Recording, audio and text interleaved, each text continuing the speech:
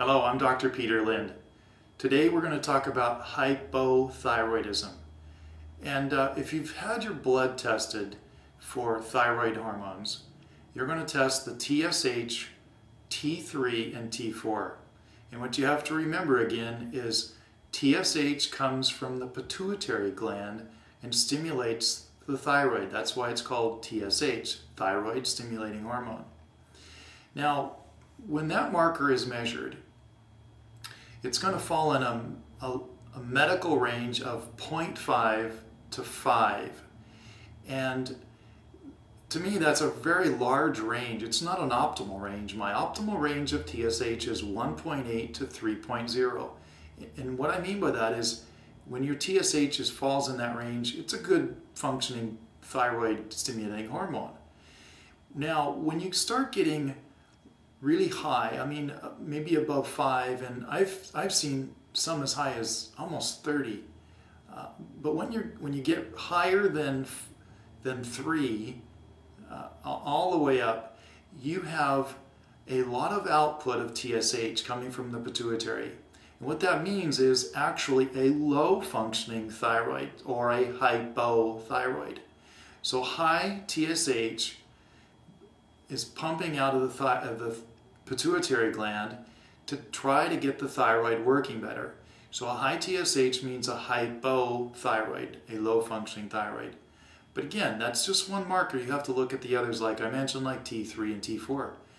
Output from the thyroid is T4. Most of it, by far, maybe 90% of the thyroid hormone coming from the thyroid gland is T4. 10% or less is T3. T3 is the active portion.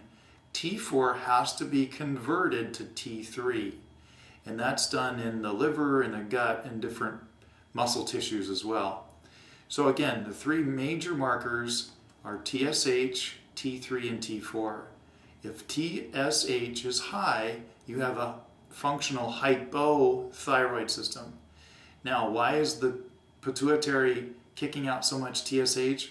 Well, that's the biochemistry that we have to figure out. Why is that happening? Is it really from the thyroid system, or is it an attack on the thyroid? Is it a low functioning pituitary, or even higher up in the hypothalamus of the brain? You see how all these connect? You can't take one isolated organ and gland and call it that's the problem. You have to see how all the interactions of the body work. That's how it's done to get really well again. So you can take medication if your TSH is really high and try to bring it down, but again, if it's not a thyroid problem, it's being influenced outside the thyroid, that area has to be affected. And previously we've talked about what influences thyroid. Well, anemia does, blood sugar levels do, fatty acid synthesis does, gastrointestinal. If your gastrointestinal system cannot convert T4 to T3, you've got a faulty feedback loop up into the hypothalamus, into the pituitary, and again into the thyroid. So you have to look at the whole interactions and not just one single test. It's a whole complication or a synthesis, an orchestration of all these elements that work together for you.